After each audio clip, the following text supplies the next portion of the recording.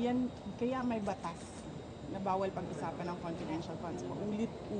Ulit na namin sinasabi sa House of Representatives. Ma'am, pero tama po ba yung testimony kanina na inclusive yung testimony? We will wait for Colonel Galaz. Next question, please. Ma'am? Last two. Maria, make it brief. Make it brief. PM said po na kung ganun po kadali magplano pagpatay sa isang presidente, paano pa kaya sa pagkaraniwan ng mga mamayan? Kung ganyan kriminal na pagtatangka, hindi dapat pinapapit ang pas. Yan ay aking papalagan, sabi ni PBBM. Oo. 'Di ba? Pumalag nga yung buong bayan nung pinatay ng pamilya nila si Benigno Aquino Jr. Next question. Next question. Ma'am, Marcel. na-verbalize nyo na po ba sa administration yung tungkol sa threat sa inyong buhay? Nabanggit niyo po kasi yun. Yes. Yes, ma'am. Ay, hindi. Hindi pa, ma'am. Nag-complain ako noon, if you can remember, in the media, and then they dismissed it. Everything is well documented with documents and videos. And nagsabi ang NSC na national security concern ang threat sa president, pero apparently they really do not consider the threat to the vice president as anything of a concern. So, what kind of country is this? Hindi ba kaparte ng gobyerno ang vice president? Hindi ba ako binoto ng mga tao? Hindi ba ako ang vice president ng buong Pilipinas, ng lahat ng mga Pilipino? Are you taking legal action mo, ma'am, dun sa threat sa inyo? Ma'am, I do not expect fairness from this government. Really, truly. That is the reason why I'm pussyfooting with court cases. We do not expect fairness. Imagine mo, saan ka nakahanap na-admit na yung tao sa hospital, bigla na lang papasok, discharge na siya in less than an hour. Saan ang hustisya dyan? Saan ang hustisya dito? Sa bayan. Last two questions, Ma'am, please. in-extend po yung detention order para kay Attorney Lopez. Ano po yung next steps niyo po for this? I questioned it doon, kanina. Pinapahirapan pa nila ako. Ano sinabi nila? Dinetain nila yung tao dahil sa due process. Dahil, ano ba yung sinabi niya?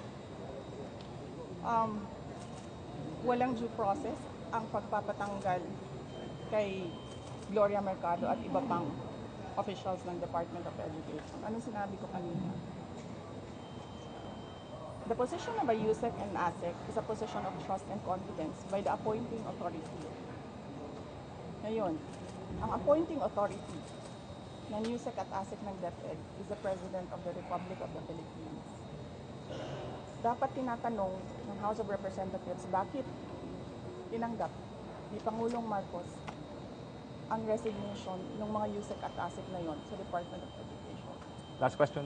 Bakit nila pinipinalize si Yusek Lopez? Hindi ba dapat ang pinipinalize nila ang appointing authority? Last Isa two. pa, sir. Sandali. Ano po yung sinabi nila? Evasive. And now, you clearly see, she doesn't know anything. Mas DepEd po pala tayo. Pero pagdating natin sa OEP, makikita ninyo, she doesn't know anything about confidential funds. So, saan doon ang evasive answers? Last question. Penalize nila si Yusek Lopez for writing a letter to the Commission on Audit on the position of the Office of the Vice President regarding the release of documents regarding confidential funds. Bakit may penalize ang tao pumirma para sa isang opisina, posisyon ng opisina? Saan ang justisya dito? And ano sinabi nila kanina? Diba? Apparently, hindi nila alam ang batas. Ano sabi nila? Questionin mo na lang sa korte. Saan kami pupunta? Sa mga ginagawa sa amin. Mismong komite, alam na nilang mali yung ginagawa nila. Sasabihin lang sa amin, pumunta ka sa korte. Napakadali na sabihin nila, okay, we will set aside the detention order Pero hindi. Mali na nga yung una mong detention. Mali pa yung sumunod mo na order. And then sasabihin mo sa tao na nakakulong, hindi makalabas. Lahat, kahit ako, hindi ako makalabas basta-basta. Dalhin mo yan sa korte. Tama ba yun? Kayong mga taong bayan, tanongin ko kayo, tama ba na hindi alam ng ating House of Representatives kung ano ang mga batas?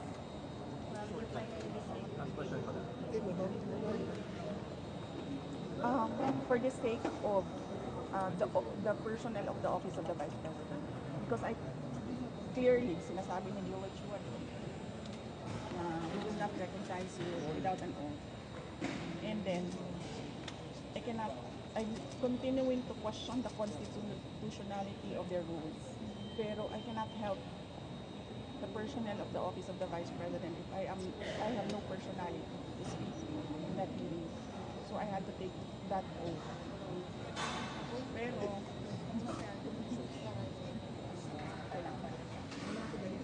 papasalamat ako sa inyo sa pilihan kay Isaac Lopez at sa lahat ng OVP personnel. Will you go up to the Supreme Court to question? Kasi may jurisprudence naman on contempt powers of Congress. And yun lang ang sinasabi ko, sir, no, parang we don't trust anyone anymore in this country. We don't expect justice anymore in this country. This is clear political harassment, this is clear political persecution. Pag-threat sa'yo, baliwala. Pag-threat sa kanila, national security. Ano ka? Who's testimony for Harvard? Do you think that will hold water as far as maybe pinning you down is concerned, or doesn't establish anything?